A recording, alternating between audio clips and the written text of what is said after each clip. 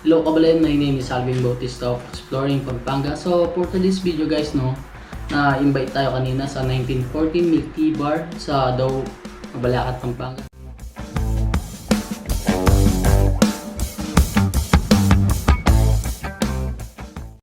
So kung galing kayo ng Mabalacat, kabayan, makikita nyo siya sa left side. So tabi siya ng Generica Pharmacy. Kung galing naman kayo ng Angeles, so lalagpasan nyo yung traffic light sa may Daw Terminal. So lagpas doon. So makikita nyo to, harap ng Marina Arcade. So right side siya guys. So tabi siya ng Generica Pharmacy.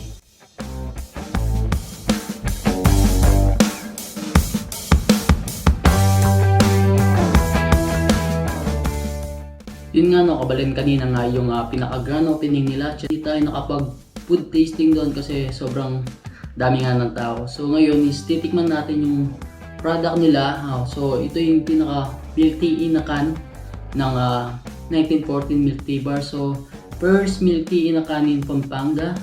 So 1914 Milk Tea Bar pala is nag-start siya sa Tarlac. So may 8 branches na sila doon. So ngayon ito yung pinaka first branch nila dito sa Pampanga. Yun guys no, titikman na natin yung product nila. So meron silang cheesecake series milk tea. So ito yung pinaka blueberry nila. So meron din silang Yakult series. So ito nga siya, lychee flavor. So meron din silang strawberry, matcha. And then ito naman yung sa special organics nila guys no.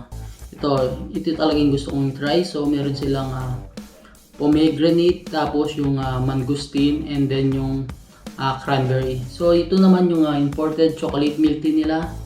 So meron silang Ferrero flavor. So meron din silang M&M, and then yung Toblerone flavor nila.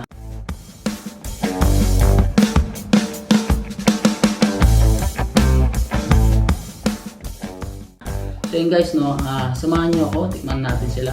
So papakita ko nga sa inyo na yun, ito siya. So nakiinkan talaga sila.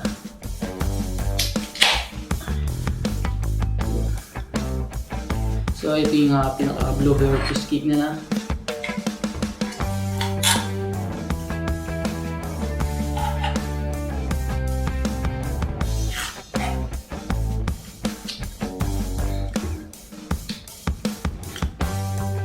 Sarap siya, so malalasaan mo yung pinaka flavor, tapos hindi siya ganun katamis.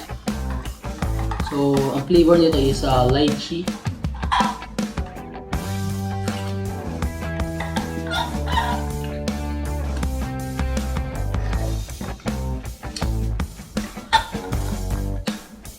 Nice, sarap siya.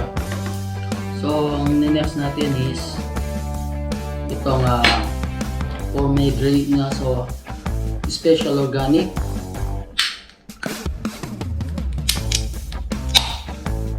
So yun guys no, para siyang cooking can natin siya.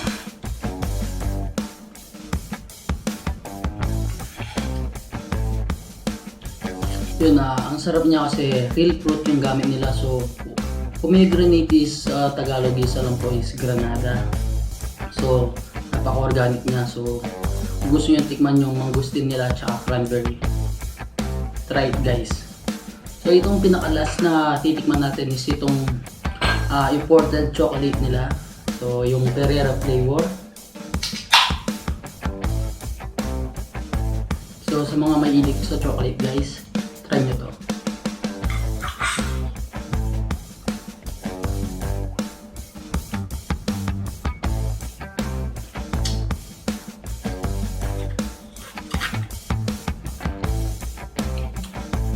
Dahil nga sa mahilig ako sa matamis, so lagi kong in-order pag sa milk tea yung mga chocolate. So itong imported chocolate milk tea nila, yung Ferrero, the best yung lasa. So hindi siya tinipid. So totoong Ferrero yung ginamit nila.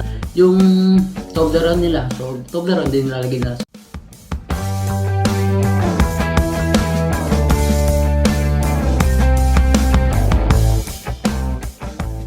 So ito pinakabalit na atak man tanalangan dahil flavors ng 1940 milk tea bar or yung kanya-kanyang series na. So atin lang imported chocolate, so atin lang special organic Yakult series, and then itang cheesecake series milk tea daw. So yeah, kung pinaka favorite ko syempre yung chocolate, so may talaga yung medyo sweet, and then sinipiding lasa na. So kareta nang mahilig na kay prutas, so ito pa marami ni pinaka fruit series doon ini special organic. Tapos kare mahilig naman kay Yakult, so atin lang lychee Yakult, and then aray nga cheesecake lover, so atin lang blueberry cheesecake guys. So atin lang lelo flavor kita guys na ang ganang Kenny. So po kakalingwan ni like kare lang Facebook page 1914 milk tea bar. So mag starting 1940 milk tea bar Interlock. So di pini pia mumunang branch da Kening Pampanga. Para ka ako na Kening pia lagayan da.